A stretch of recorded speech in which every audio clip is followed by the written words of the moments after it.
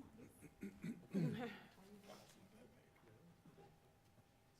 don't think this is my computer. This is just internet. Taking a long time.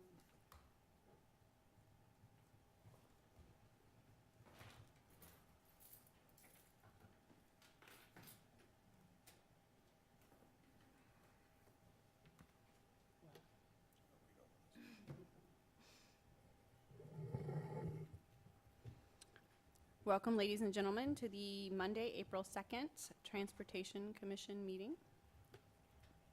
Our first agenda item is approving the February 28th, 2018 study session minutes and the March 25th, 2018 regular meeting minutes.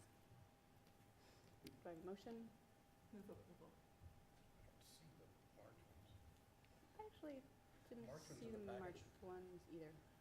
What's that? Oh, no, they are. They're the, it just didn't have, Yeah, they're in there. we just didn't have the extra, any of the packet. March 5th. Did I have 25th? Jeez. It's March 5th, regular meeting, I'm sorry. I messed up 2 dates on the Oh, agenda. Okay.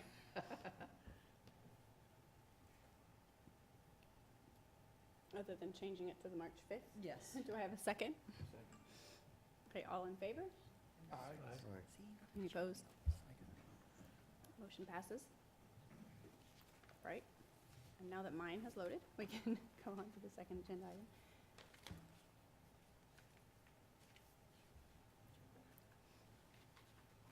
So, item number 2 would be the, now that I'm, hold on, sorry. My computer's, mine just loaded, so. Would be the 2017-2018 pedestrian bike ramp projects, then 27. Oh, I'm sorry, general public comments. We're all a little off tonight. Is anybody here to speak about something not on tonight's agenda? Yes. My name is Tressa Hill. I live at 705 Tennessee Street. Thank you very much for your time. With the non-motorized project prioritization and having a project on that list, the request for a safe crossing of Tennessee at either 7th or 8th Street, I have reviewed your prioritization matrix, and my observations for the pedestrian matrix are: 1, the city pool is missing and needs to be added. It should be in the priorities network section, as school routes are. Schools are open 8 months a year, less holidays and breaks, and the pool is open for less than 4 months a year. Pools draw a significant number of children and often without adults. The pool should count as a 5 because we are talking children. Number 2, in the pedestrian access section, city events are missing and should be added to the matrix. These events encourage high pedestrian volume. And number 3, the pedestrian access section, does not allow for the accumulation of points. Our request hits on being within 1/4 of a mile of a school, the school that's in the 800 block of Kentucky, a bus transfer, and second, a stop for Greyhound. The park, the library, the post office, city hall, downtown, the farmer's market, medical facilities, and the pool and events. That's like 13 hits. And that does not include Lawrence's designated bike path, which is on 7th Street, as you've noted. getting only 3 points on the matrix for all of that, equating us with other requests that only hit once, it's not fair. So the situation is getting worse as Lawrence grows and as you allow development along Vermont Street. We have formally been asking the city for over 30 years now for a safe crossing along Tennessee Street. Does someone need to be maimed or die? Please fix the matrix, and it will help us with our project. Thank you very much. Thank you.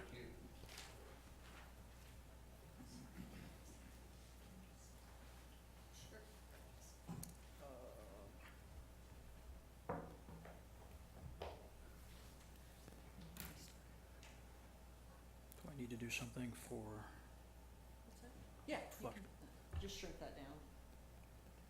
Should be able to click on it. Yeah, there you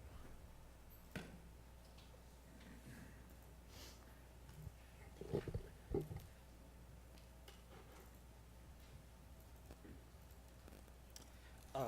good evening, Commissioners. My name is Zachary King. I live in the Pinckney neighborhood. I was listening to your discussion last month on YouTube video about vehicles yielding to pedestrians in crosswalks. And I wanted to note that you were talking about a road with multiple lanes, and when you have a vehicle in the near lane yielding to pedestrians, that blocks the visibility of the far lane. So on a related note, here's an intersection that I've had some issues with, 9th and Iowa, and this particular crossing. Got a SUV here, but this has been a semi before. And even with the Google Street View, their camera way up in the air, you don't see the car that's in the next lane over. And if that car is making a right turn, a lot of times they'll just pull right into the crosswalk, and that's kind of dangerous. Similar at Clinton Parkway and Crestline, a truck right out in the crosswalk that's for bicycles and pedestrians. And that in itself, you just go around, but that's somewhat dangerous for the cars that are trying to make right turns who don't always pay much attention. Back on the topic of Tennessee, the implication with the maximum travel was that there was room for lots more. I almost wonder if you could just close one of the lanes. So, thank you. Thank you.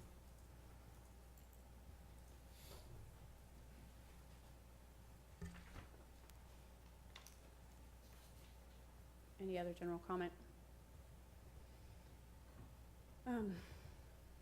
So as a general practice, we'll not discuss or debate, but the issue with the 7th Street crossing, is there a chance that we will re-examine that sometime?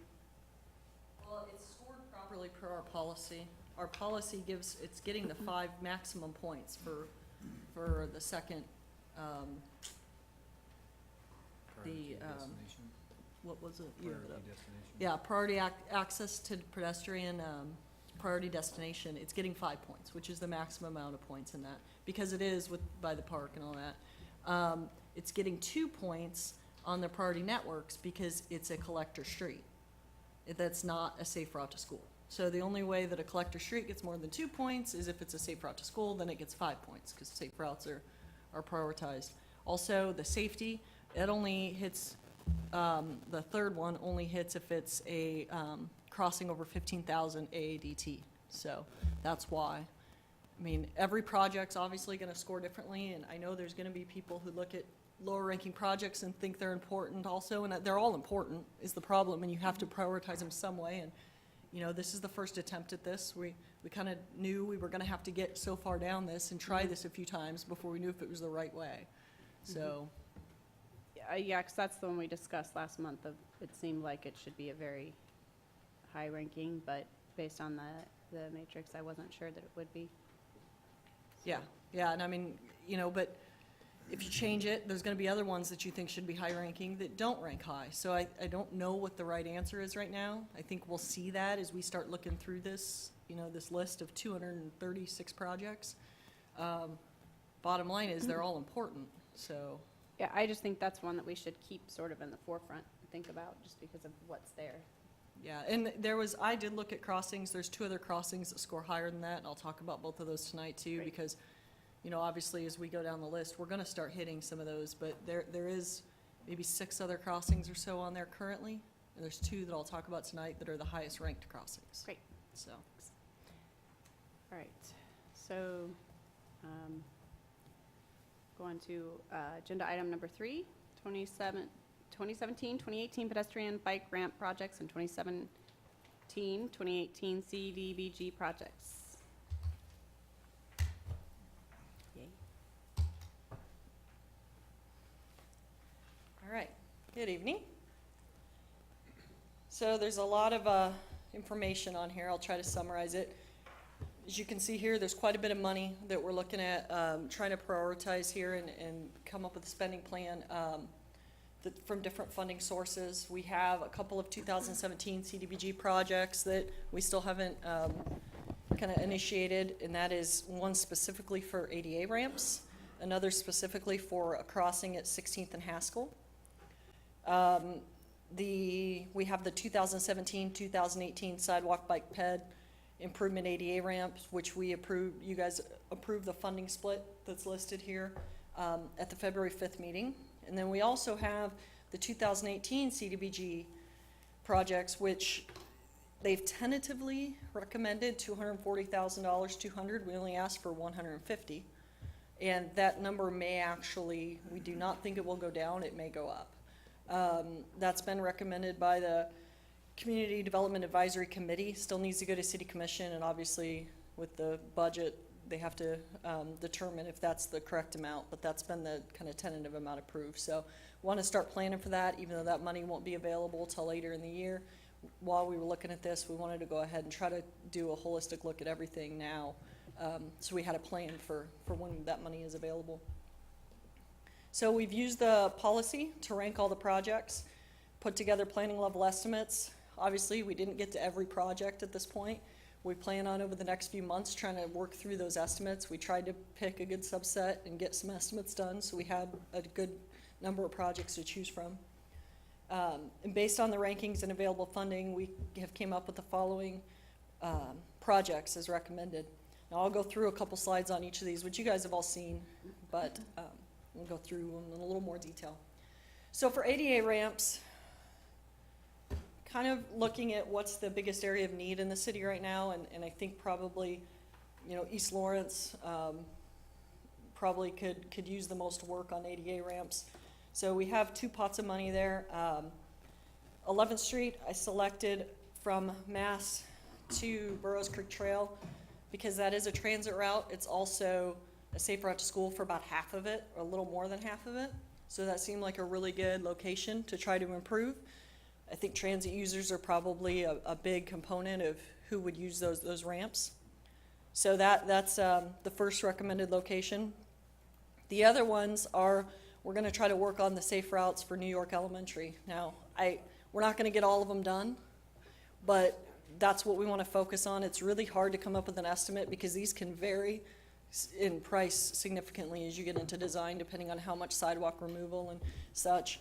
My guess is about between those 2, probably approximately 100 ADA ramps is about what we'll be able to accomplish once you pay for the design and such.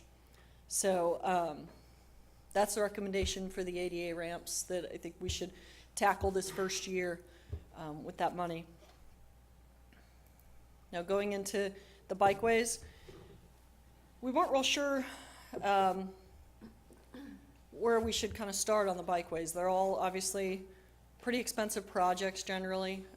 So we wanted to make the most impact this first year with the money, and thought that maybe this first year that the right approach was to do some of the lower cost projects that would be able to impact, you know, an entire neighborhood potentially without spending $450,000 on one small piece of shared use path, which you see the 6th Street projects rank the highest. However, they are very expensive. There's right-of-way, there's utilities, just a lot to deal with, driveways, so those get pretty expensive. So the staff is recommending the 3 projects that are highlighted, which are basically 21st Street from Iowa to Mass as a bike boulevard, and Lawrence Avenue from Harvard to Bob Billings And we also, kind of showing on here is the 13th Street project, which we previously approved as a traffic calming project for a bike boulevard. So this would give us 4 different locations of a bike boulevard. For an estimate, planning level estimate, I used $35 a foot. Did a little bit of research. That seems to be $10 to $30 a foot is about what I was seeing. You can make them obviously much more expensive, but that gets you some traffic calming, signage, striping. So that's the estimate that's been used for that, and that includes the design, the $35. I have it's kind of a little zoomed in of each of them and how they scored and what the estimate was. I think everybody knows where all of these are, so.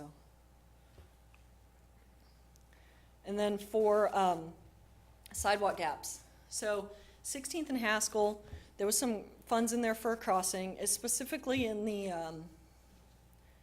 paperwork had it as a pedestrian hybrid beacon. However, the amount that's funded is not enough to fund a pedestrian hybrid beacon. We also were just notified last week that FHWA has given new interim approval on the rectangular rapid flashing beacons.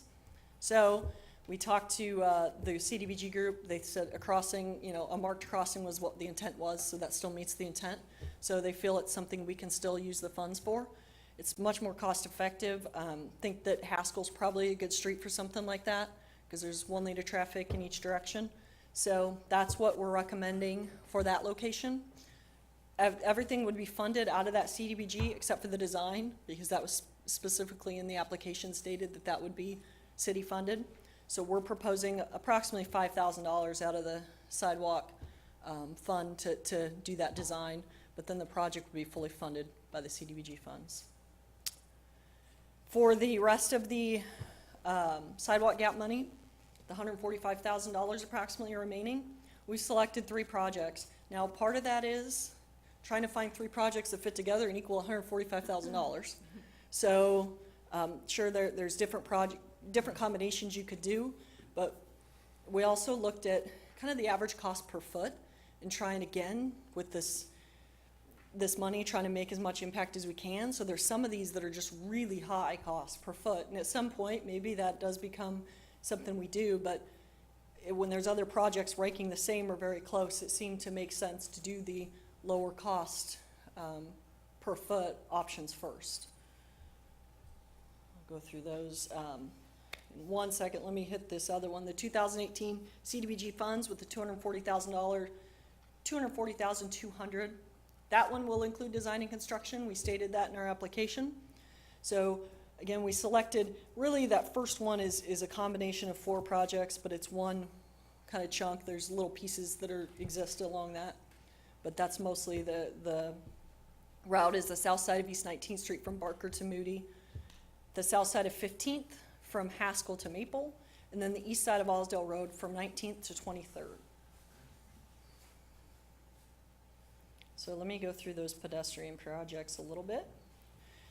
Wanted to put this in there so you could see kind of the impact we're making across the city this year with pedestrian funding. So there's obviously different things. A couple that I haven't talked about are the 2018 CIP projects, which I know you're all aware of. There's also the 2017 and 2018 Safe Routes to School projects that are 2017 Safe Routes to School is about to start construction. 2018 Safe Routes to School is about to go out for an RFQ and start design. So you can see there the projects those are going to be funding, along with what we're proposing for the ones we're looking at tonight. So I think it shows that we're going to have an impact really in a lot of the neighborhoods in town. So this was the ranking list that came out of our prioritization policy. You can see the ones highlighted in blue are the ones I'm proposing tonight as 2018 CDBG projects. The ones in green are the ones I'm proposing as the kind of our local ped bike funding.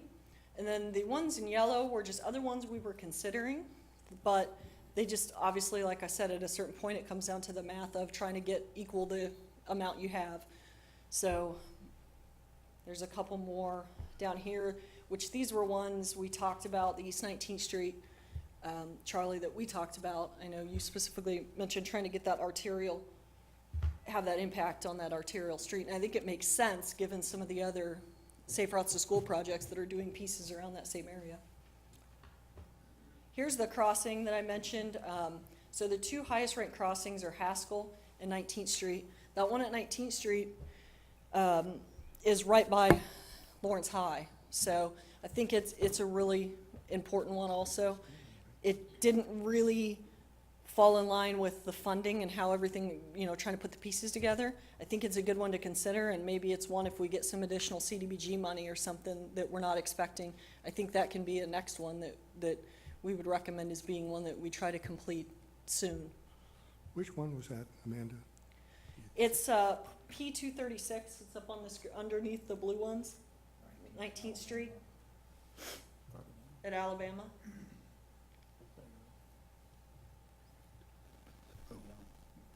Oh, okay.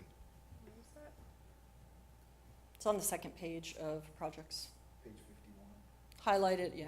Sorry, I have the PDF. It's highlighted in yellow, kind of a light. It is on Safe Routes to School. It is CDBG. So I think that's a good one to look at as one of the projects that we try to complete soon. We're thinking about $30,000 for an RFB with design would be there. Again, it didn't, with these other ones and how things kind of fell out, it didn't necessarily fit in. Doesn't mean we can't transfer, trade something out if you guys think that's more important, but I wanted to mention that one as, I think, probably one of the crossings that we should try to complete soon. All right, so here's the 16th and Haskell crossing. This one was the one that received CDBG funding. I don't know exactly where we would put it, but it would be somewhere in this vicinity here. There's a piece of Michigan between the hospital project and Safe Routes project coming up. That's actually the Michigan south of here is going to get complete. So I think this is a good natural next step to get it up to 2nd, because it will be built up to 3rd Street with those other projects. We have this little gap here down on 27th by Crestline. And obviously there's a park, pretty close proximity to there. So I think that would be a good one. There's this piece on Harvard from Iowa to Hilltop, right by the, which school is that? Hillcrest. These are all the 19th Street kind of little gaps. As you see, there's some sidewalk in pieces here, and then there's other gaps. It's an arterial street. I think being a trail here that kind of generates some pedestrian activity. These would be good projects here. These are all along 19th. And then there's this piece we talked about previously for CDBG on 15th. Safe Routes to School project is going to be doing just east of here on 15th. So, and then Osdale Road, which we just talked about last month for parking, from 19th to basically 23rd Street. There's already some of it's there, so it's to 22nd Terrace. So those are the projects we're recommending. Questions?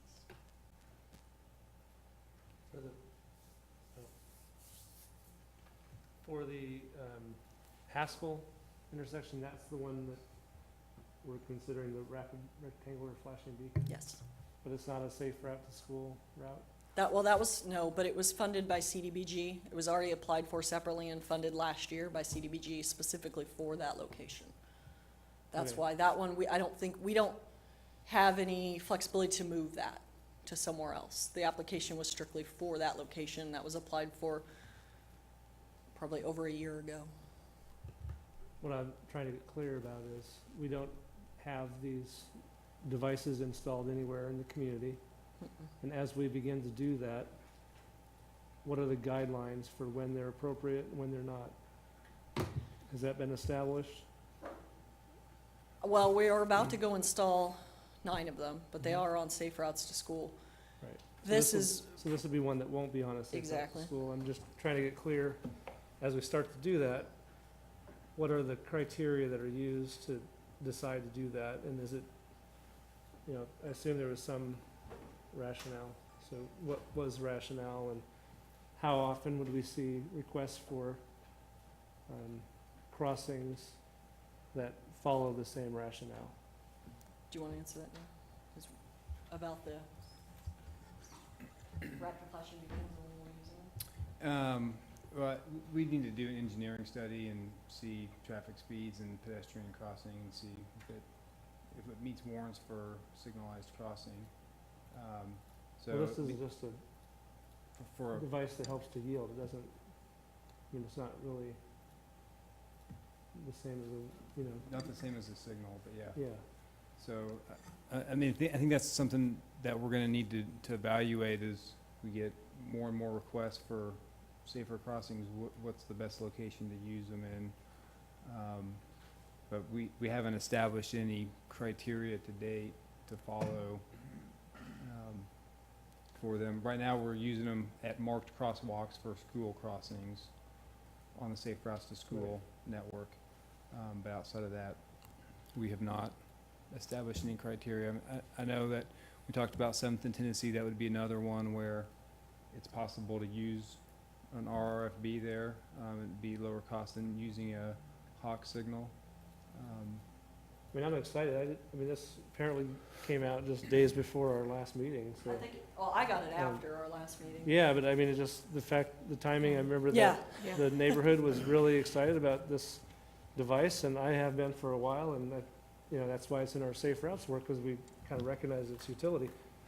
If it's back on the table, and the neighborhood's asked for that, it seems like we gotta quickly figure out what justifies putting it Mhm. here versus there, and if we're about to make a decision that essentially validates its use on one crossing, I'm concerned about what is the precedent that sets, and do we need to get that kind of decided before we start saying yes to this or that? well, this money won't be available, so it was one of those, we were either gonna turn it back, Mhm. because it's not enough to do the Hawk, or we find a solution that works and gets to Mhm. the point of what we wanted.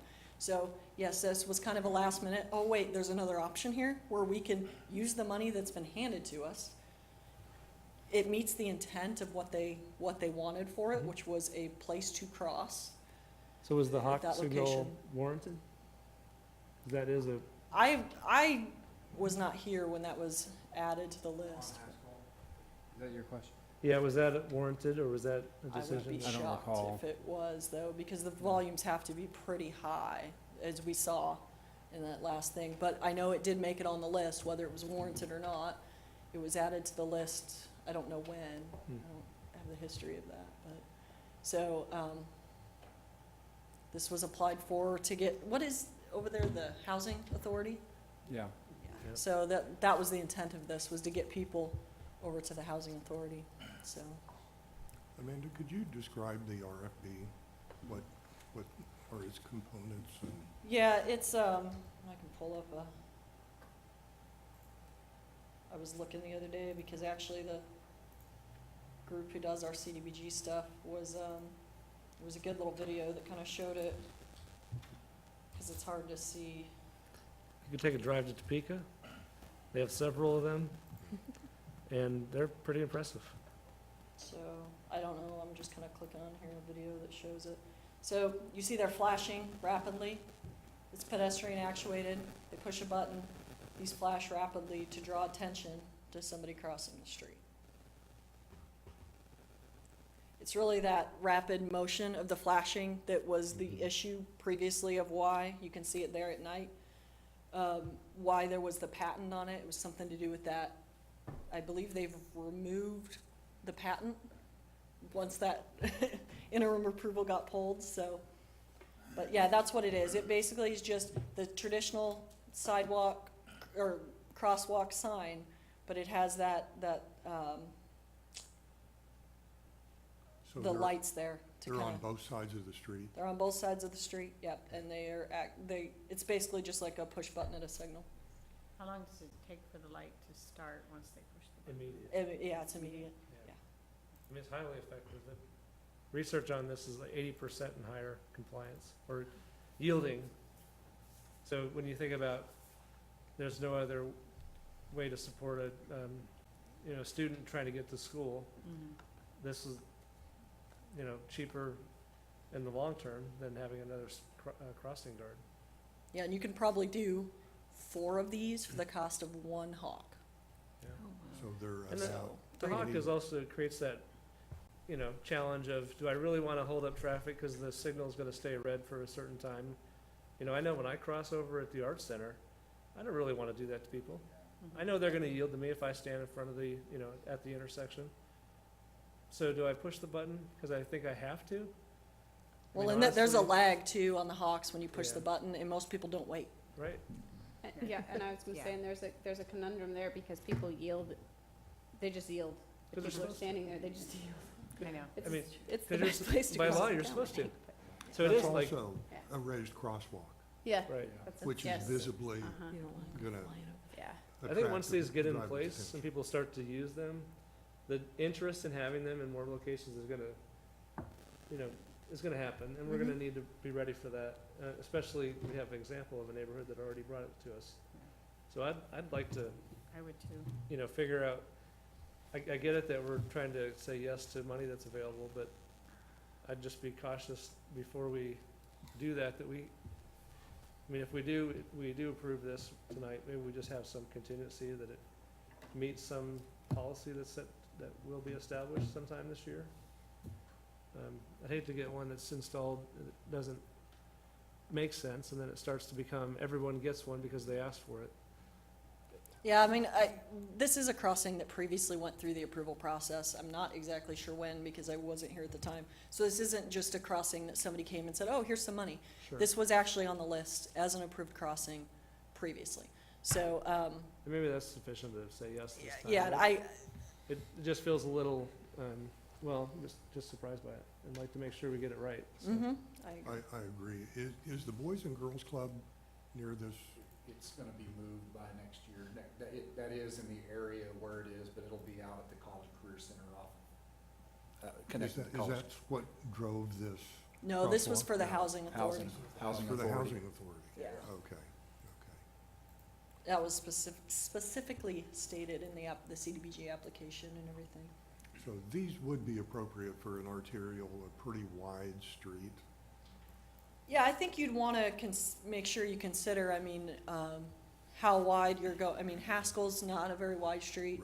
Right. If it was too wide, you'd probably want to make sure there was some kind of median, refuge, I would imagine. But we just thought Haskell might be a good location, given that it is only one lane of traffic in each direction. I'm just gonna pull up an aerial here. So, yeah, so it'd be somewhere in this vicinity right here. So you see there's the housing authority, you've got the rec center up here also. On 19th and Alabama, Amanda, would that just be a painted crosswalk? Do you think? No, we would probably either do a hawk or we priced it for an RFB.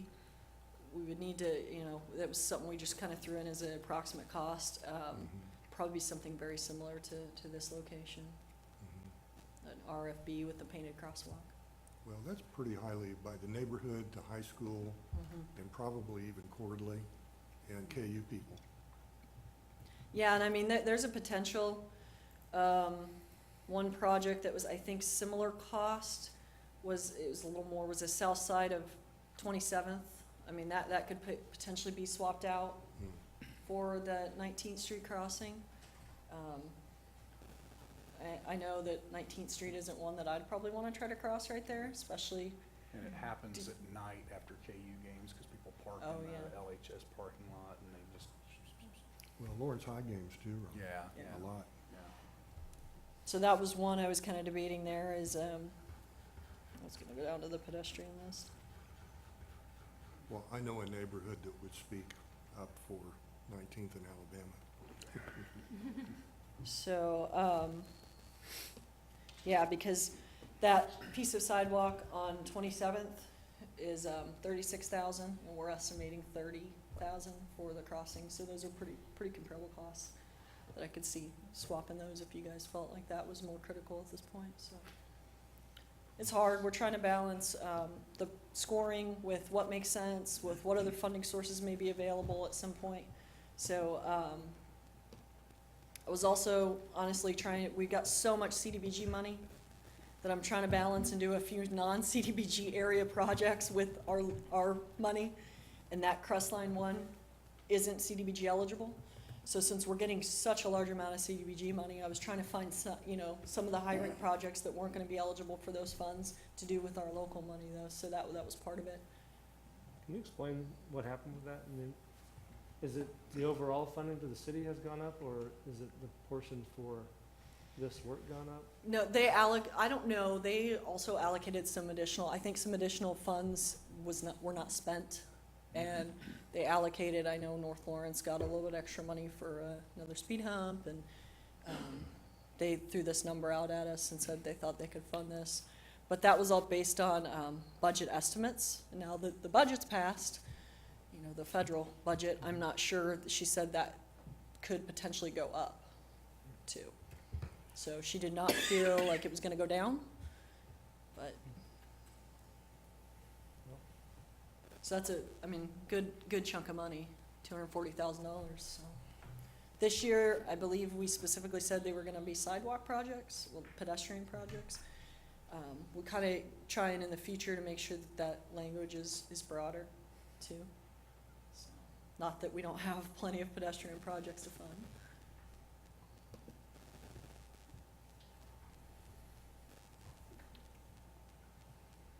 Can I just ask you,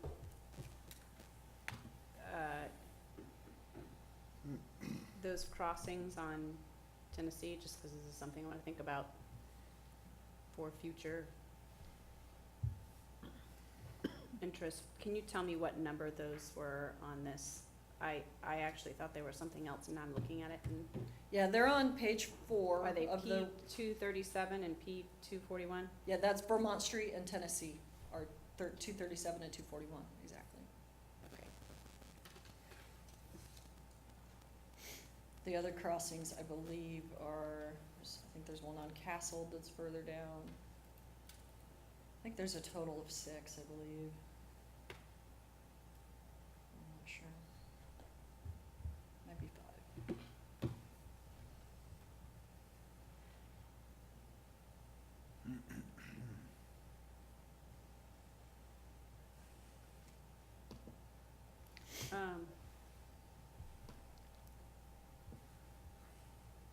So you had said that 21st Street. Could you maybe explain a little more what that bicycle boulevard would look like? And will there be anything done at like Naismith, any changes in the intersection, or? Well, we'd have to get into design and see what's recommended. I mean, that funding obviously isn't gonna do anything as far as a signal or anything like that. So we would try to engage a designer who's done some bicycle boulevards. I mean, I've looked at plenty of examples online of what those are. It's about speed control. So you do traffic calming type measures. A lot of places they lower the speed limit, sometimes to 20 miles an hour, 25, or sometimes they do like an 18 miles an hour to draw attention to it, some kind of number that you don't expect. So a lot of times slower speed limit, traffic calming measures, some more signage that try to prioritize that direction of travel. So we may have to look at some of the stop sign placement and stuff along there and see if that's where it needs to be located. The Naismith, the good thing with Naismith is you've got that kind of center area there, so you're not trying to cross a big, large area at once. So it might just be done with signage and striping versus a signal there. But we would have to have a designer look at that and see what they recommend, and we would come back to you with a design. I think obviously with the Sidewalk Gap projects, that's probably not something that you guys are gonna need to see a design on. I mean, it's connect from here to here, obviously. But these bike boulevard projects, we would bring back to you to look at as we started working with the designer, so that we can talk about kind of what we want to see in that, so. And I assume at 21st Street, like the idea at least, at Iowa, the idea at this point would be that that tunnel or something would be used as how people would, I mean, that seems like an imperfect but great option if people actually use it. I mean, to get to that boulevard, I guess. Yeah, I mean, I obviously haven't looked at the full design of how it would tie in at each end or anything yet. This was just something that we had as a bike project, I think, with our conversations recently with 23rd Street and the challenges we have there. We realized this could be a really good project, because it gets people, at least they can get close to where they want to go on 23rd Street, east-west, and then head south. So it solves some of those concerns. So we haven't looked in the details of how you would end it or start it or what we would do at intersections until we get into the design. Okay. Does the 21st Street project close 21st Street in that segment while they're working on it? Probably it wouldn't close it. I would think, as you're installing traffic calming, there's going to be a few days where you're putting in a speed hump or where, but I would think it would be intermittent and as limited as possible. I was just thinking about 19th Street over the summer too. Yeah, and it wouldn't be, I don't think, impacted very much. No more than when we're doing our other traffic calming projects. So. Yeah, I'd anticipate the 19th Street project would be complete, I hope, by summer, so it's gonna take some time to get a consultant on board to do the design and bid phase, so we're probably looking at construction, for these projects in the fall of this year, the earliest, so 19th Street should be done and back open to traffic.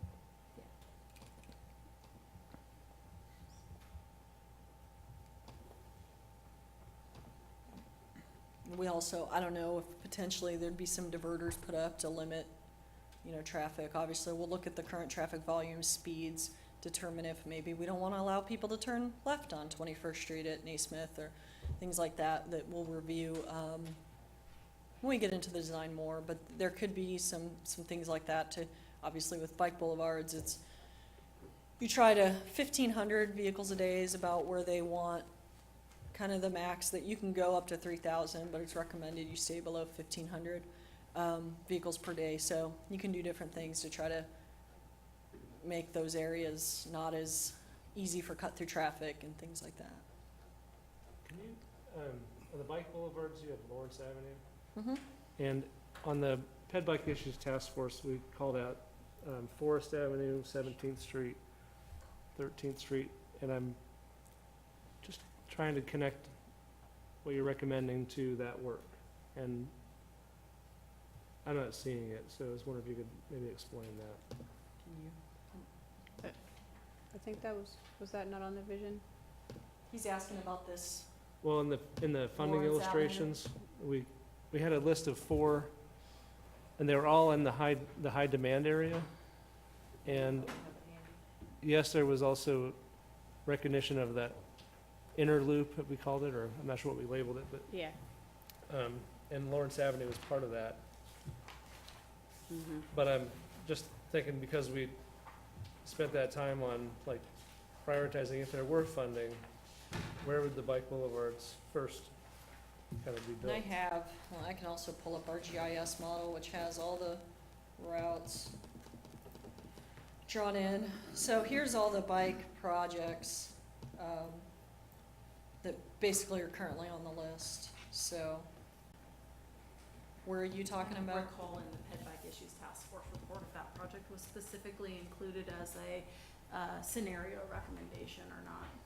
Is that what you meant, Charlie? Yeah. Yeah. Which one? Yeah. I don't recall that. Yeah. It's on the map for the planned long-term bike routes.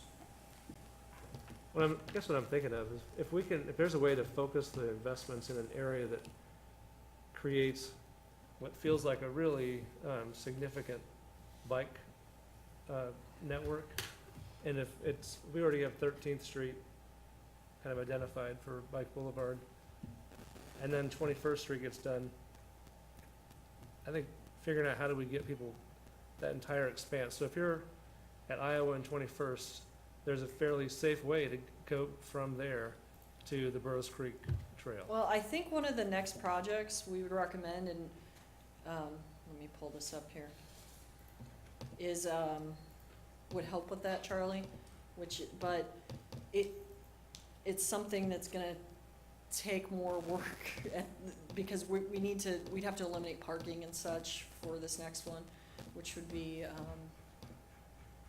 the Mass Street project. So, we are currently doing Mass from 11th to 14th. We're working on that design right now. We'll be coming next month with that, which is to add bike lanes on Mass from 11th to 14th, which is one of the good reasons for doing that 13th Street one. It kind of tied into that. There's another one on here, Mass Street from 14th to 21st, which we debated, but there's just, we are gonna be dealing with eliminating parking on the stretch from 11th to 14th. And we're not really sure which direction that's gonna go in currently. And that's probably, there's many less houses in that stretch than there is from 14th to 21st. So I think we wanted to get through this year, do this other Mass Street project with bike lanes, reducing those lanes, and see how that one went before we tried to tackle going south further on Mass. You can see it's a fairly high-ranked project, so I think it's a good potential one for next year, after we see how this 11th to 14th works out and what kind of reception we get to that parking in the lane, losing that lane northbound. Because that's the way that you'll get bike lanes on Mass Street is lane reduction, so. So I'm a little concerned, the 21st sounds great, but just those intersections, I biked that, when it was going on the Ped Bike Issues Task Force map, and both those intersections, Iowa, which is, you don't want to cross at 21st Street and wouldn't want to encourage people to cross, and Mass Street is also pretty hard to get onto Mass Street, so, but I imagine that could be something that would also be addressed eventually when The Mass Street project. yeah. Iowa's another, Yeah, and that's, we looked at that Mass Street one for this year, but again, it just seemed like something that maybe was a good one to kind of see how these things go this year. Maybe it's one that next year we recommend. You can see also some other of the comments I put in there about like 9th Street at Mississippi. That one needs intersection improvements. It's gonna be very expensive for what you're getting out of it. We have some, the Mass Street 11th to 14th is one we're doing this year. Naismith from 18th to 23rd, we actually have in our 5-year CIP to start design on that. That road needs reconstruction, so we don't feel like it's one that we should really go in and do anything significant on right now. Several of these are KU projects that really were drawn more to show the kind of the network. And then there's another one on here, the 29th Street project, which will be done this year, next year, early next year, potentially. That's CIP, so tried to show on here kind of why we're skipping over some of the projects that are maybe coming up with CIP projects and such. Are you able to pull up the task force report? Can search it, I'm sure it's online. I mean, there are 4 bulleted items under the recommendation around developing a highly visible network of bicycle boulevards. The 13th Street Bike Boulevard between Haskell and Massachusetts. It's one of those bullets. What was it called, Pedestrian Bicycle Issues Task Force Report.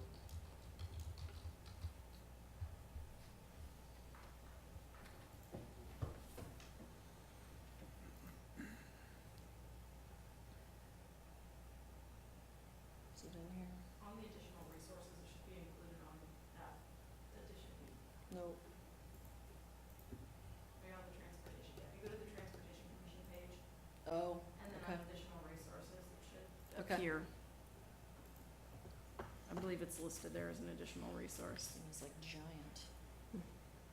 Why is it so big? I hope it Can't is. see anything. Yeah, it is. It's under boards. Yeah. It's not looking like It it's. got moved in the website edits.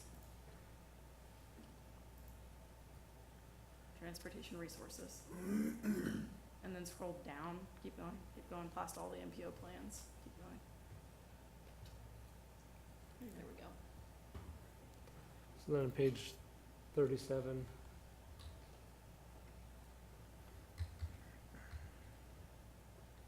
It's not that, is it? 37 there, here? keep going down. It's the recommendation number 3. Okay. So those bullets right there were the priority, I mean, the recommendation was really to develop a much more involved network, but those were the 4 that were specifically called out.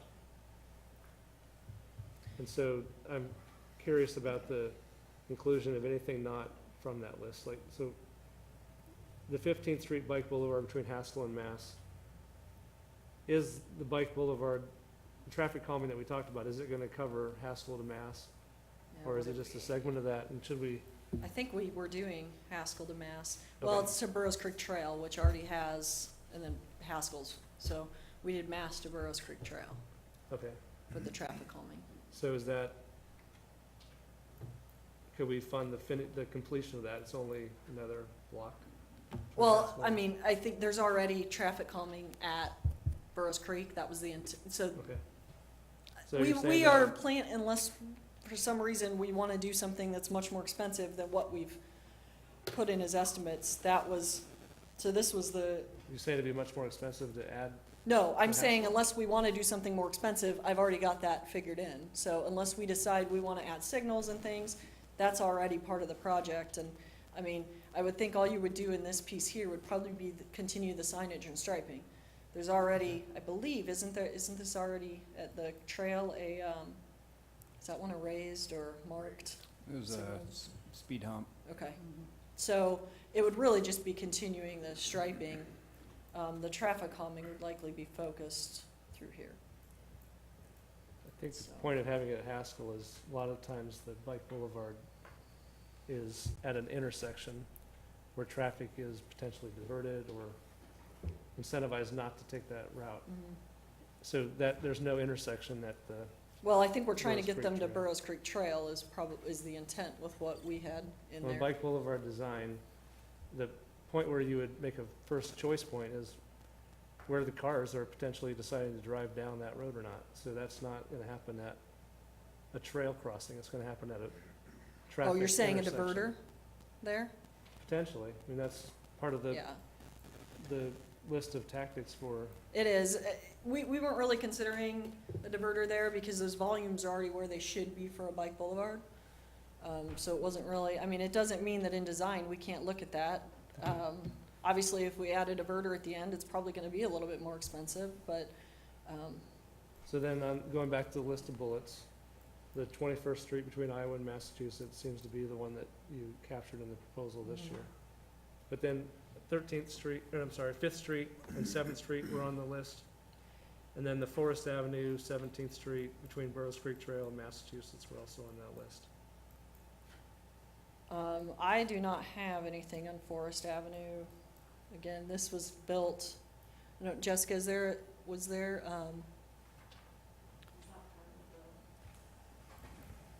so the Fifth Street one, the reason it wasn't is the cost. Okay. Obviously, once you do the 21st Street, there's only so much money left over. We looked at the Fifth Street one, I believe.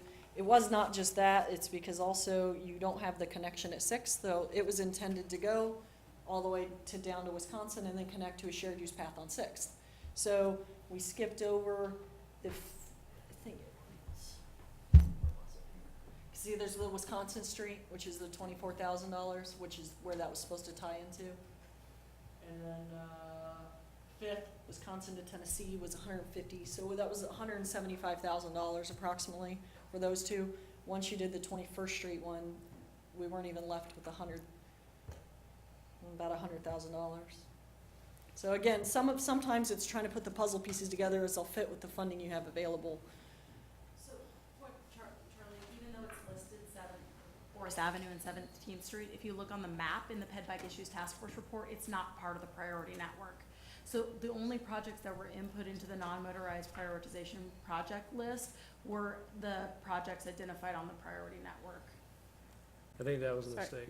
Did you Okay. I say, think that, I see I what mean, you're saying. but, so I think guess that in the was- future, that would be a project that would need to be requested and to be considered in future evaluations.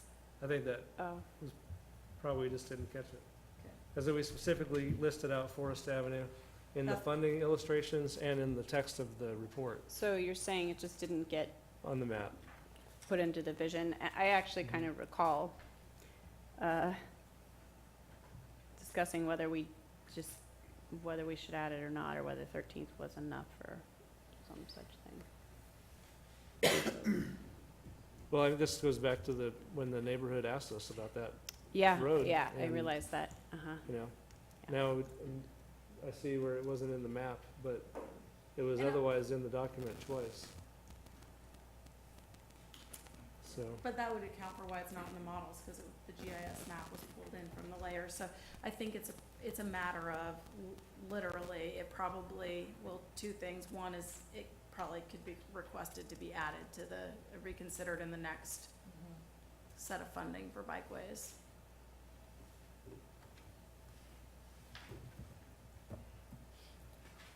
Okay. It has it as a bike route, right?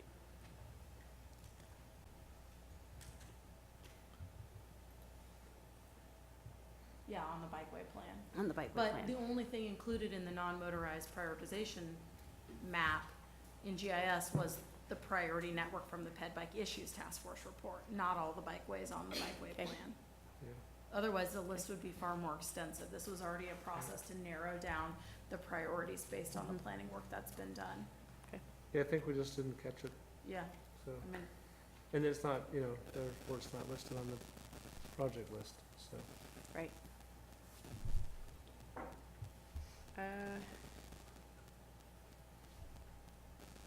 So,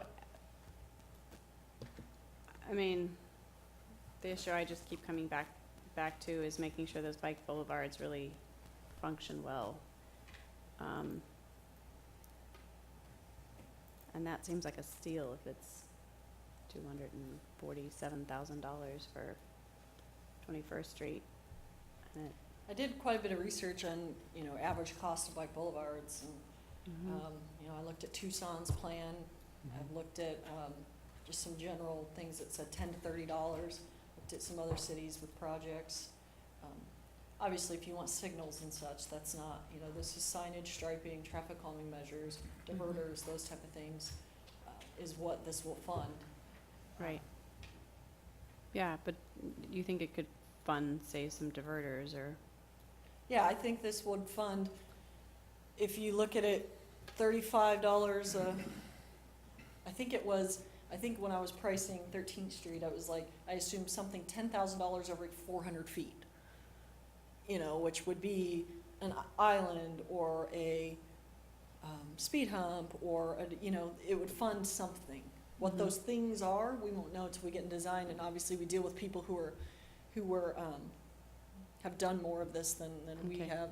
so But say we get into the design and it seems like it's gonna be more than what we have here, that just bump Lawrence Avenue or, yeah, I mean, we could bring it back and reconsider when we come back with the design. If we have options that are more expensive that we decide to go with, at that point, I think we could make the decision to drop off one of the projects and spend a little more in the area. I think it's really hard to throw a number at something until you get into design, when you're talking something we haven't done before. So I don't know that, you know, we've got the CIP for Naismith down the road, so again, certain locations, you don't want to put a lot of infrastructure and money into something that's going to change potentially within 5 years. So maybe this is step one, and step two is when Naismith gets rebuilt, something more is done there. Or maybe you go back in and you add more of, you know, I think it's gonna be a little bit of a learning experience, and this is an opportunity for us to get the first kind of bike boulevard here and see how it functions, see how well it's received, see what it costs us. Because until we do it, I think it's gonna be tough to pin that down. So I mean, I don't know, I feel like I keep wanting to say more than just asking questions to clarify, so Why don't we, if we could let the public comment. yeah, and Liberate. if you have any more. other questions, I guess. Go ahead, but if no one has any other questions, we'll have public comment. So, okay, public comment. You have 3 minutes. State your name. Sign in.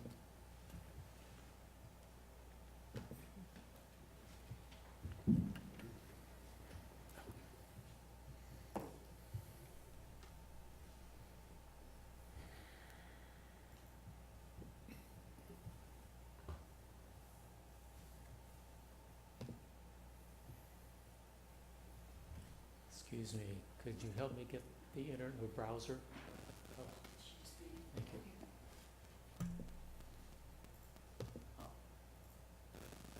Okay, Is that what thank you need? I think so. Okay. I gotta find the URL. Let's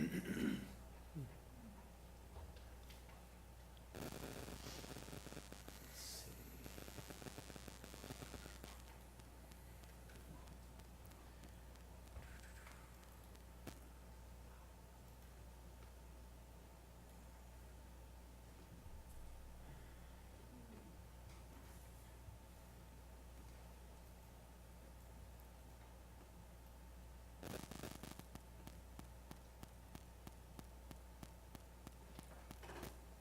Okay. How do I then? Control click. It doesn't seem to click. Thank you. Control. Yeah. Make sure it opens. Yeah, thank you.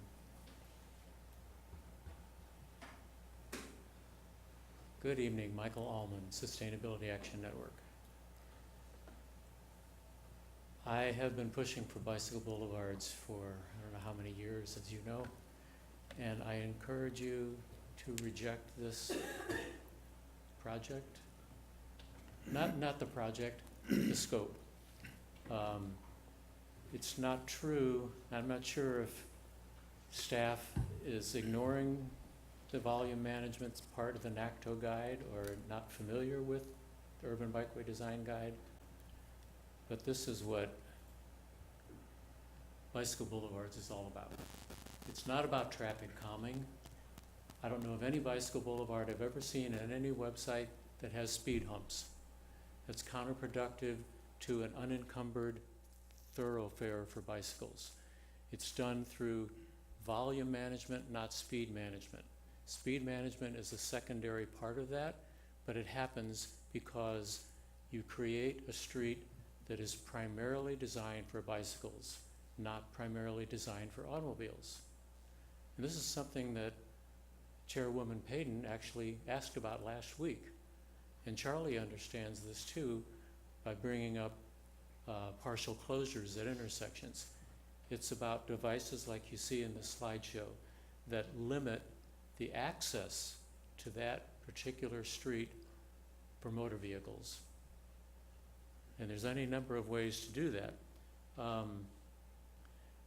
But just putting a bunch of speed humps in there, that is, first of all, having this whole concept driven by the cost is a backwards approach.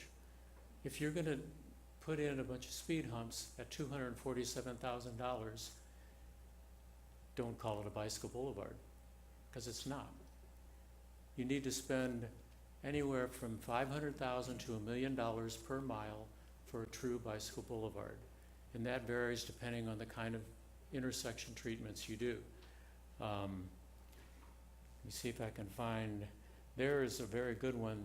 That's a diagonal diverter that goes diagonally across an intersection. So somebody who is driving along that boulevard is forced to turn one way or the other off of the street. And you use these at any number of intersections, and I've identified about 10 intersections between Barker and Stewart Avenue. And I should point out that initially this was proposed by Barker Neighborhood when they brought, can't remember his name now, bicycle pedestrian planner about 5 years ago for a workshop. did a walkabout around the whole Barker neighborhood. They first wanted to have protected bicycle lanes on Massachusetts and a bicycle boulevard. So anyway, starting from Barker. Other devices that would, there is a partial closure of an intersection. That's another diagonal diverter. Another diagonal diverter, very clear how it works. A bicycle can get through, but an automobile is forced to turn. Another diagonal diverter. And there's all kinds of ways to design them at different levels of funding. But you need to have those to get the motor vehicles off the street. And the people who live there have access from the side streets, but it's not a through route. That is the primary design of a bicycle boulevard. There's another partial closure with a forced right turn.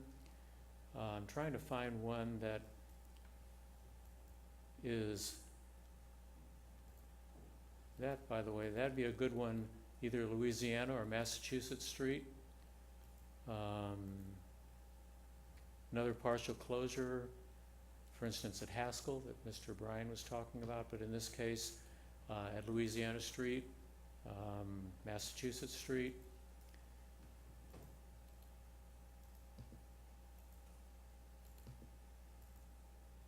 Okay, that one right there, that's the one that I've identified would work best between Stewart Avenue and Naismith. Actually, all the way over to the high school in some instances. It's a partial closure of 21st Street. So somebody coming from a side street can enter into 21st and they can exit from 21st, but they can't continue through. So if you understand how that works, there's various ways to design it. But people still have access, and you generally have somebody, and I appreciate Ms. Sahin suggesting that we get a design team in here to actually design this, somebody like Tool Design or Alta Planning, somebody who's done these things. There's so many options. Okay, Michael, way Pardon? over time. Okay, I'll wrap it up then.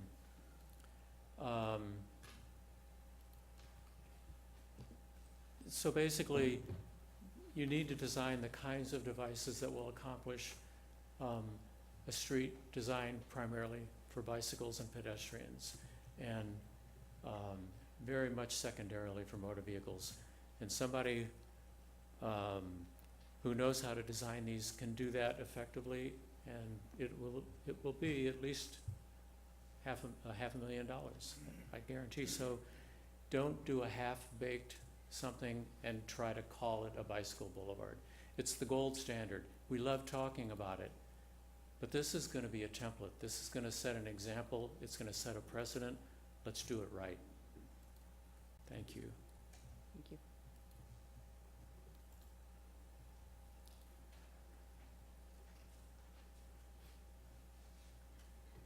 Other public comment?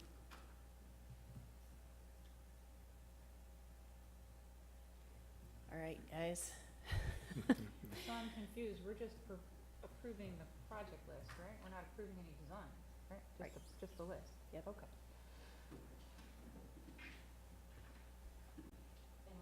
Just so you know, NACTO recognizes 8 categories. I mean, I have it sitting on my desk. I've looked at it. Speed management and speed humps are directly mentioned in there, as well as volume. I'm not saying that that's what it'll be, but those are all ideas that are in NACTO. It discusses speed management in detail with different ideas, vertical deflection, horizontal deflection. Don't know what that'll be. The designer will help us. There's certain things I'm sure that work better than others, so.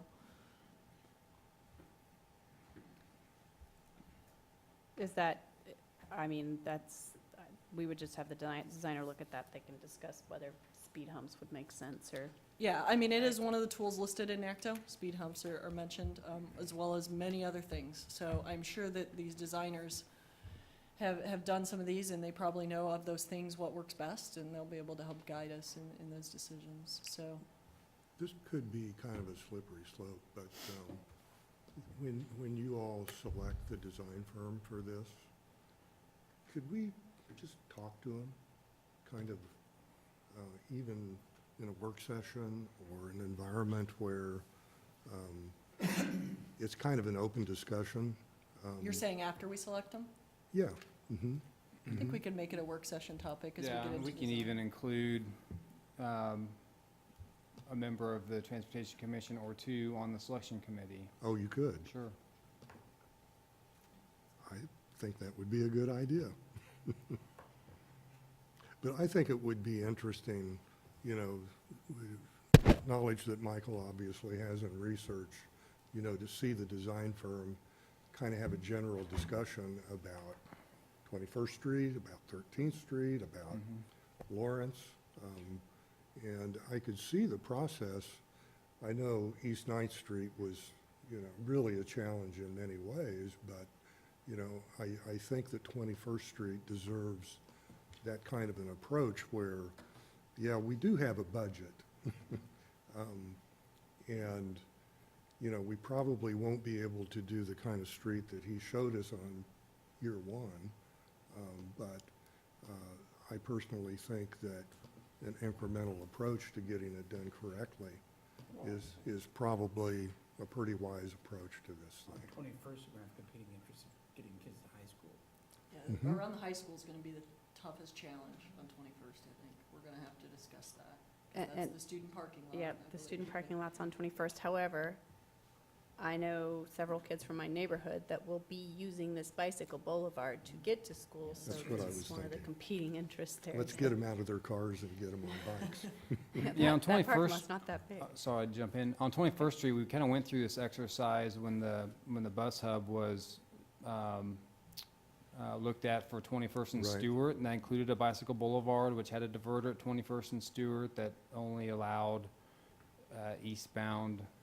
westbound traffic at that intersection. It had chokers and traffic calming and signage. So, you know, all these projects are going to be different. We need to get the neighborhoods involved in Mhm.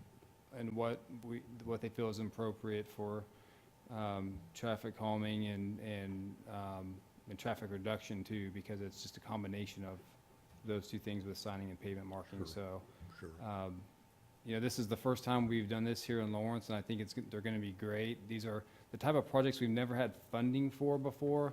We get funding for shared use paths and trails, or we do those as we do reconstruction projects, but these bike boulevards are going to be Mhm. something we just need to go through the process to see kind of how they work, how much money they cost on average. I mean, we got to be kind of reasonable with the limited funds that we have. That, you know, I don't know if we have enough funds to spend $500,000 to $1 million a mile. There's so many Right. miles of these boulevards we'd like to do. So it's going to be a little trial and error process, but we will, when we look at getting a RFQ out for proposals for consultants for this, we'll see if we can get some members of the Transportation Commission on the review committee for that. We've had members of the public do that for previous projects before, so. When I first looked at this list, I think last week you showed it to us, and I went right to where, okay, if we have, the money we have, let's pick a bunch of smaller projects.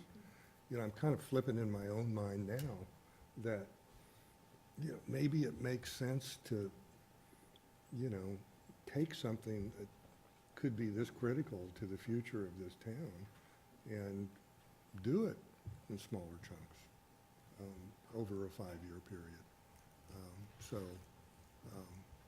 Could make sense down the road to do. I'm not arguing tonight with the projects that you picked, but it might kind of shift our thinking about how we use our money on stuff like this. Yeah, and I think if you guys want to potentially spend more money on this, you could say approve 21st Street with the Lawrence Avenue being an alternate project depending on funding. Something along those lines, that being the third priority. That way, once we talk to a designer and we get a feel for what they think, you know, potentially that could be included, or you know, we could spend more money. But I think without getting a designer in here, I mean, I've been looking on several cities, you know, I mean, probably the most extensive one I found was Tucson. They have a lot of projects listed, they vary, but they have like a 7-mile one for $666,000, and that's a pretty consistent, 2.7 miles for 575, 2 miles for 335. It's pretty consistent. Obviously, it depends if there's a signal included or not, but we tried to be reasonable with that estimate. If we do spend $500,000 every mile, we probably won't ever accomplish any of these, Sure. is our concern. Sure. So, So is it possible for the funding to be used for other work besides the construction work? Like, we recognize that there's, the task force report calls for the development of a highly visible network. And, there's just other potential boulevards. I'd be eager to know, how would we decide as a community, what's the proper design, and then what are the ways that we prioritize the work? And that sounds like the work where we kind of rely on a consultant. And maybe there's an operational component, like we want to have one actually demonstration project, but we also need, probably more importantly, is what is the plan for the community, and how much Well, are we, Charlie, you're also involved in the MPO planning process, and so you've submitted there's a competitive process available for us to solicit funding for doing some planning work, and Charlie suggested a bike boulevard master plan as part of that process, and we'll be discussing that in the MPO, as part of the MPO process. But my initial reaction in response to that is, isn't that what our countywide bikeway plan should be? And should it not, why would we need a separate bicycle boulevard plan? And rather, should we not have this idea of a network, right? That the plan identifies a network, and then develop a set of criteria based on that conversation of volume and speed and connection and appropriateness to include bicycle boulevards as part of that plan, It should be incorporated into one plan, not get to a place where we have a plan for this, and then a plan for this, and then a plan for this, and there's no way to prioritize all of them in the same boat. So, I envision the bikeway plan process, which we can talk more about in a minute, as a later item on the agenda, that would do that planning work around those issues. And I'm sorry you missed the study session, because we had a good discussion about what the new bikeway plan update should be, that I think you might just be interested in reaching out to talk about. I agree, it would ideally just be built into the bike plan. What I'm not sure about is if that really resolves the question about design. And, there are design guidelines, but we haven't really seen anything that constitutes what Lawrence is gonna use.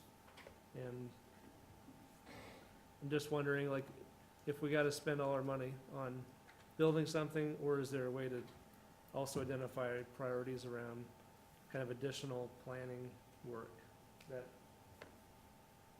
so it's kind of a question of clarification, like, when we think about our budget every year, that's what we're recommending to the city commission, are they expecting it to just be around, infrastructure projects, or is there some other opportunity to say, this would be important, funding priority that isn't building something? Maybe it's, we need to get another, trailer for the speed,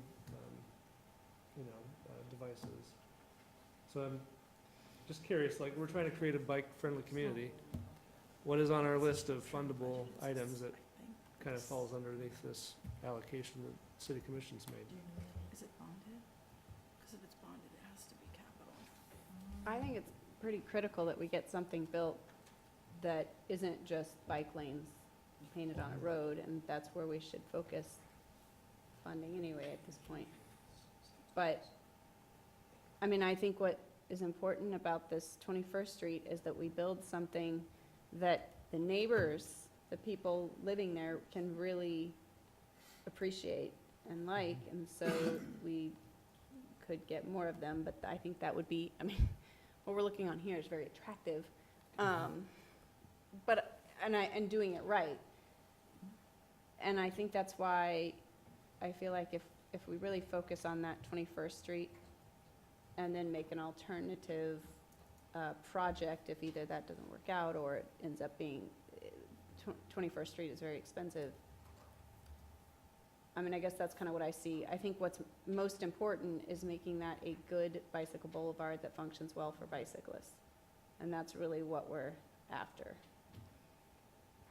Well, I And think- the sorry. design group, I mean, I've got my ideas of who I think would be good, but that design group, that's what they're gonna be after, and picking them based on what they've done and where they've done it and how it's turned out. And so I think that's what we're after. I was just going to add that the 11th to 14th project on Mass came up in this discussion, and I would put that in the same category in terms of, let's really look at all of our options there, because that's going to set a standard for a long time, for everything that happens south, you know, to Ottawa. Joking, but certainly the 23rd. And I'm real interested in having the commission involved in that early on in the design.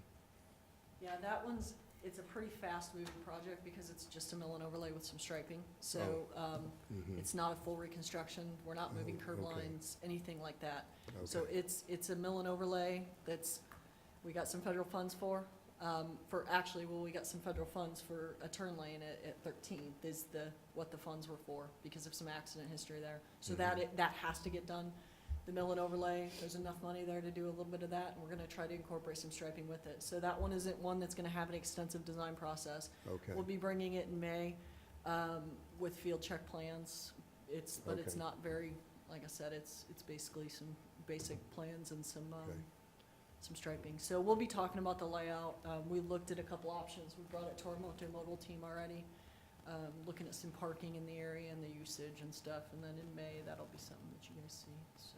Do we have 6-foot bike lanes on that? I can't remember exactly what, we played with the numbers, and we can still move 'em. The good thing is, we'll Okay. be fairly far along in design, but striping is very easy to Yeah. move on a plan. So Mhm. we can work out if we want to put an extra half foot there, in that meeting, if you guys have recommendations, that will be something we can do. Okay. So I know we are trying to get it to where there is some level of buffer. Stripes, not, a physical, but some buffer is a priority we're trying to make sure happens, Okay. so.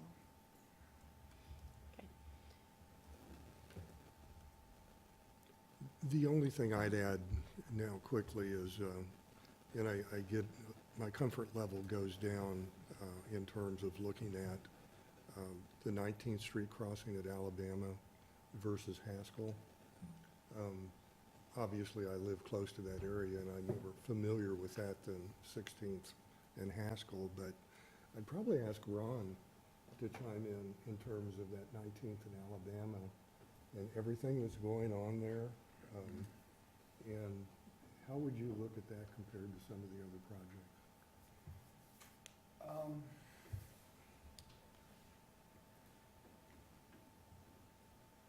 I don't know. I don't have numbers in front of me as far as, what kids, how many of our kids are traveling that to the high Yeah. school. I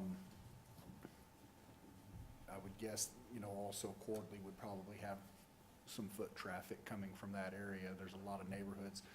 Again, we try to divert a lot of the the traffic especially is diverted to 21st Street because that's where they have to park. To be honest, when I think about that project, I think more in terms of how much construction is going to be going on at the high school over the next couple of years. So we may even be limiting I'm guessing in that project, there's going to be at a time or times limited parking even there. So it may skew things a little bit because there's probably going to be a time when that main entrance from the regular, it may not be very available to anybody. So what I think about is in the planning, when we were talking about more specifically, when I was thinking about volume of my calls dropping, was the sidewalk completion on 19th Street, because that's where I get a lot of calls from people saying, well, more of my kids would walk if Right. we had sidewalks. So I was very pleased to see that. But like I said, with those neighborhoods, the immediate neighborhoods of Lawrence High, in the residential areas, I would wonder how many of them use 21st Street more than 19th Street and come from the back, because it's just, especially in the mornings at that time of day with KU traffic and everybody, I don't use 19th Street when I go to LHS in the mornings at that time of day, or in the afternoons. I definitely use 21st Street, or I come up, or I travel 6th and come up from the south, or from the north. Yeah, To go to Lawrence High? yeah, Yeah. Kids on yeah. the Okay. I probably see more KU kids there on Yeah. 19th Street Yeah. for obvious reasons, Sure. but, And I would also add that the housing authority has a lot of kids and a lot of foot traffic. mhm. So, I know that you talked some about it earlier, but the 19th in Alabama, is that, Approximately. is that, Crossing. yeah, so it would come, I'm not exactly Right. sure where we would place it, but it would Well, be Alabama somewhere. does not line up, you can see right Yeah. there. right, Yeah. yeah, I don't- that's you- that's you why I may was come over wondering. here more. I'm not, I think that But kind then of it's a hurts further it. crossing, so we'd Really? have to look at it and see exactly where we'd place it. And that's an RFB that we were talking about? And, yeah, and RFB's what's priced for that $30,000. Okay. Which is what we're doing in other safe routes to school. I think there's one on Monterey Way, and, there's other locations that we're, gonna be putting those in. Yeah, I would either say though, the direction. easiest Yeah, there project you to go. remove, if you Yeah. wanted to add that, is that sidewalk on 27th, just as dollars for dollars, and we can't really, that 16th and Haskell one is, if we wanna go forward with it, that's money specifically for that. Okay. But, I think this could be a good project too, so. Okay. For me, it was a question, you know, not, Coming from that neighborhood, that would be yeah. pretty useful. Mhm. And, I mean, I suspect if you have a high school student in that neighborhood, they're walking. Mhm. I would hope so. I Yeah. hope so too. Like I say, I heard you say earlier about getting them Please out of don't their drive cars, from that the there. last thing you're gonna do to Yeah. a high school student is get them out of their new car that they just started driving. Not new, but. Well, I was happy to see it on the list, really, because I think it would be good for a lot of people.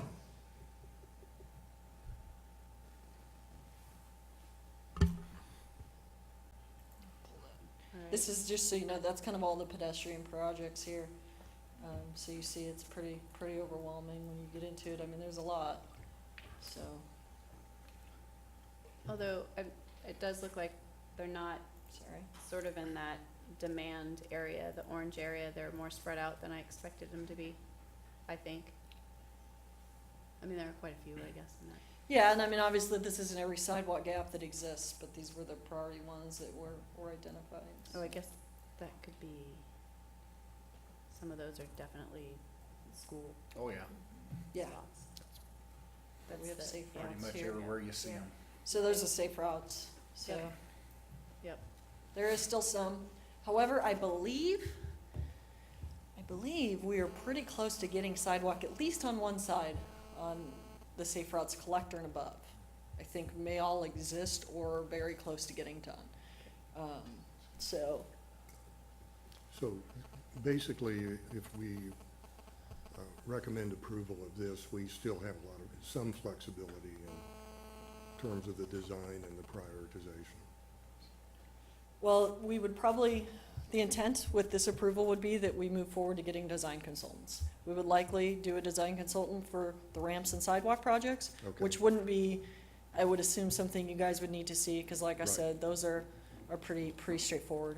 We would get a separate design consultant for the bike boulevards, and that would be something that you guys would Sounds would good. have more involvement in. But we're at the point where, yeah, we want to hire those design consultants and get working on the design, especially for these gaps and the ramps. We want to be able to start construction on those as soon as possible, so.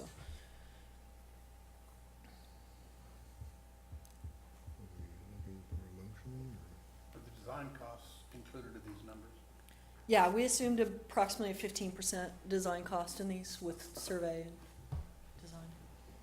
Okay. There's a few ones here, like the Lawrence Loop numbers are ones we got from a consultant, those don't include right-of-way and that type of thing, but we tried to include some right-of-way costs if they were needed and that type of thing in there too. Okay. Pull that back up. Sure. I'd move that entertain a we motion. approve this list and allow them to begin the design process so that we can look at the designs. To be clear, that the designs specifically look at the design for the bicycle boulevards. Yeah, I don't think we need to see Yeah. the design for I just. the ADA ramps. No, thanks. I want to approve every one of them Count the number of little deals. separately too. All right. Is there any more discussion on this? Okay, all in favor? Aye. Any opposed? Okay, motion passes. Yay. I think that's kind of exciting, so I think this looks good. As somebody who lives on 22nd Street, Great. I will buy a bike if they put a bike all over it, because I don't have one. Awesome. I'll give you a There bike. it is. I'll bike Kids to at it. work, but, all right. Agenda item number 4, liaison for the MPO countywide bike plan. So we discussed at your study session in the last few weeks, our conversation about scoping our MPO countywide bikeway plan update for 2018 and 2019. And we are getting ready to propose a scope to the MPO Bicycle Advisory Committee to draft kind of the work related to that project in the coming weeks. But through that discussion, the MPO has a subcommittee called the MPO Bicycle Advisory Committee. It serves as a county-wide group that recommends on bikeway improvements and gives the staff guidance about bikeway planning that we do. And so they will serve as the steering committee by default, kind of by the bylaws that were established by the MPO Policy Board for the development of the bikeway plan update. We also recognize that it's really important that we tie back a connection to the Transportation Commission. I think that was done in your structure when you were first created with the one-year liaison transition to kind of start having that conversation. And it's really important that you're involved in the development plan process as we develop the bikeway plan update. And there will be a lot of opportunities for bike rides, for open houses, kind of as we're planning the public engagement for that process, and we're going to encourage you and make sure that you're aware of all those times and dates so you can attend. We would ask that you officially appoint a liaison to receive the agendas and participate kind of more as in an ex officio role to the MPO BAC through the design process of the countywide bikeway plan update. And that's what I'm here for tonight, to have that conversation with you, to hopefully answer any of your questions about the scope of work that we do have planned, and hopefully have you appoint a liaison to serve in that role. We envision it'll probably be a year or year and a half long process to update that plan because we have a lot of work to do. How often will you meet? I don't know the answer to that yet, although I imagine the steering committee, the MPO BAC at this point has indicated they had planned to be very engaged in the public engagement process of that, meaning that they hope to go on rides of a lot of different streets and routes and networks to talk about the types of things that you talk about, but specifically related to bicycling, and invite the community along on those. So it would be kind of up to the liaison's discretion to decide how much time they want to contribute to the engagement of that plan. I would say at a minimum, we'll probably have 5 to 8 meetings over that process. Maybe there might be subcommittee work. I don't know. I think part of this is the conversation and the tone and the scope of the plan are going to shape the work that we need to do related to the bikeway planning process. So would you prefer to have someone that bikes considerably around the county, or when you say liaison, is that kind of I think it could staying go either way. I informed? think you have to decide what's most valuable to you. Is it valuable to you to put someone who doesn't bike? Is that experience to bring that wealth of information and perspective to this process? Or would you rather have someone already comfortable bicycling? I mean, I think you have to just gauge that by interest and also by what you kind of envision that person doing for this role of the committee. So it could go either. I think it could be. I would say any of Okay. you would be qualified to serve in that position. and that you might all each bring unique things to that process. Are there any other questions for Jessica on this, or? I suppose I could just ask if there's anybody that wants to serve in that role. If you want to serve in that role, please raise a hand. I will She would point out be- that most of our meetings with this committee are in the evenings because we have people who either commute or are working. And so, like your committee, it's made up of citizens who represent each of the cities throughout the region. And so that will, making sure that you can attend. We haven't set all the meeting times and dates yet. That's still kind of besides our next one, which we have set. But the group sets those kind of as needed on with a doodle poll. And so that might can make somebody consider whether or not they could participate. Catherine would be good in both cases in terms of biking and reporting the stuff. Yeah. I will say that I had an interest in that also. However, I don't necessarily need to be the liaison. I suppose I could just come to meetings, and this might work really well. Especially if you had to miss, let me know. Right, so is everyone in favor of appointing Catherine as liaison? Okay, all in favor?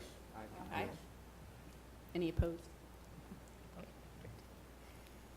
We will send you our information.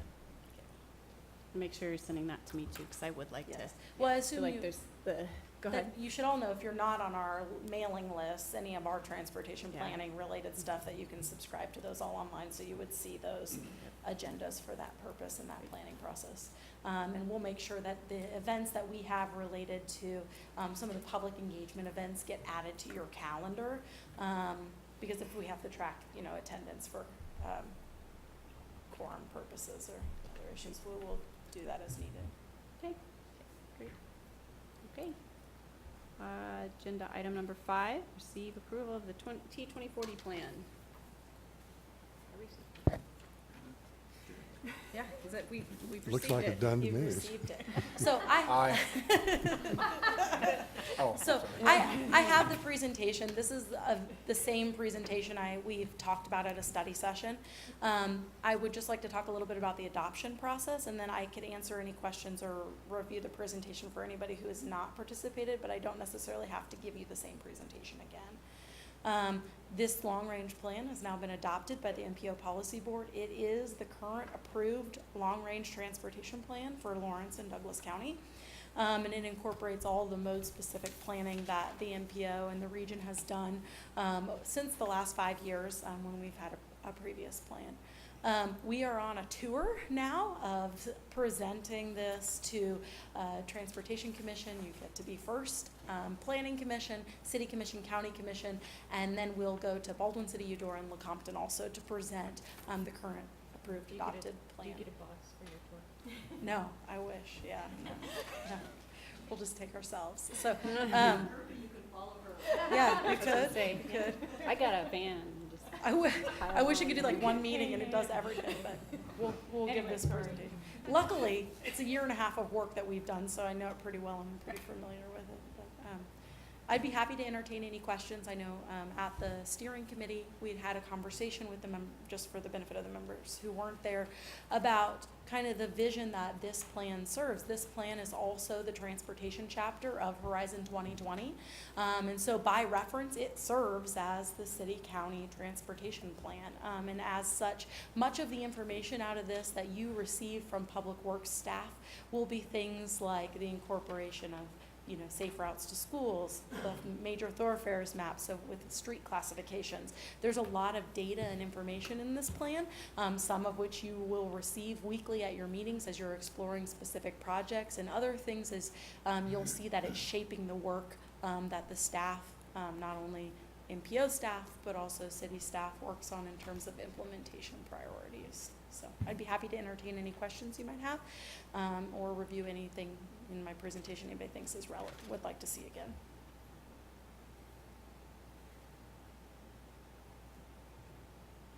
I think we need to pass a test on this at some point, don't you? We could develop that.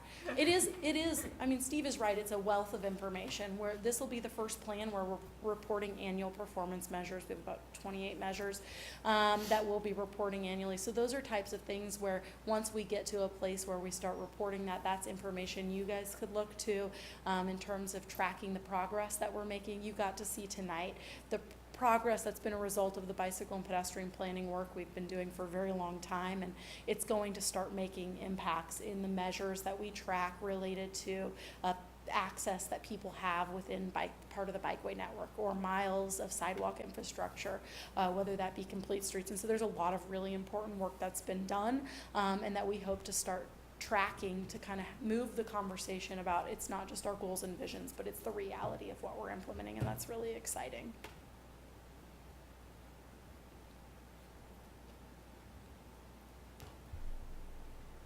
So, we need a motion to approve? No, it's just an Thank you. informal Or receive. to receive? Receive, but, Message received. received, it's received, so, that doesn't. But if anybody reads anything, you see any questions, or you have any information, the online website has a lot of really great features, and part of it's gonna just be a little bit of a learning curve, to learn how to use it if you kind of are interested in some of these resources. But we have an interactive mapping portal, and so all of the data and maps that are in the plan you can come and check out some of the different existing conditions, or maps that are all of the data that's in the plan. And so this is a new kind of feature that we have as you look through, looking at how we've put this plan together, as kind of, if I let the map load, but where you can turn stuff on and off or zoom in, and there should be a lot of features that could be good resources for you as commissioners. Yeah, it's pretty amazing. Yes. It might not, I'm like, this is the first time we've rolled out this kind of GIS storybook, so if you find problems with it, let us know. Or if you need to know how to use it, because some of it's gonna have to be, we have to learn what the right, okay, yeah. And I think if they haven't already, I was told they're gonna put up a tutorial. So, I don't know if I don't see that yet, but our GIS staff is working on that, because the plan is eventually to have other departments and plans use this to make data and the information that we're working on accessible to you as well, so. Well, I mean, one thing that immediately popped to me was being able to know where to go to get all the bike crash data.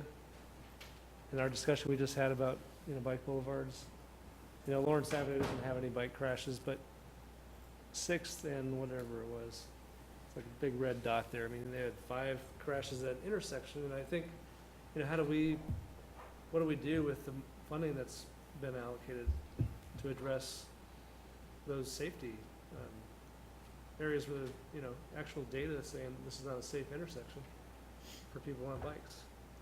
I don't know how that factored into our, list of potential projects that got scored, but you gotta probably figure out how to put the money where the safety issue is the highest. Yeah, that red dot over there, up on 6th Street. I don't know, is that 6th and 1. Rockledge? Is that what it is? Lawrence. Is it Lawrence? Is it? Yeah, it is. Maybe that's where I was, because I was looking at that going, all right, there is a bike boulevard, or do we need to spend money on that intersection? Like, is that something what could be done differently Well, there? you'd have to read the police report, though, and see I mean, what you're gonna have to look and happened. see what the, Yeah, Sure. we'd have to, obviously, look into every specific one more. Where the Dillons is. Mhm. but there is a wealth of information here for you, Yeah. so you can use it to your advantage. And if there's something we could do better about the design of this, let us know, because this is our first attempt to try to make this available in a really usable format for people. Previously, it was just an 8.5 by 11, sheet map where you can't really even see the data, and now you're gonna be able to go and export any of this data and make these maps specific to an area. Are there layers you can add into that, or is it? I don't know if we have that feature set up. Like the bike demand layers, Um, curious about. Some of them, if something isn't and you want it, we can see what we can do in terms of you, like, laying stuff on top of each other. But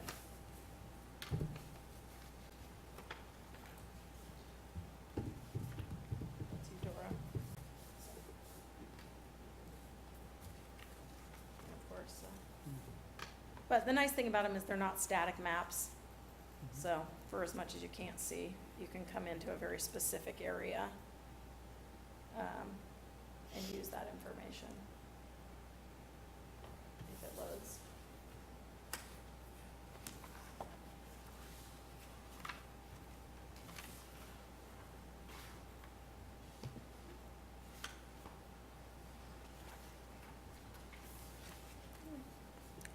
Thanks.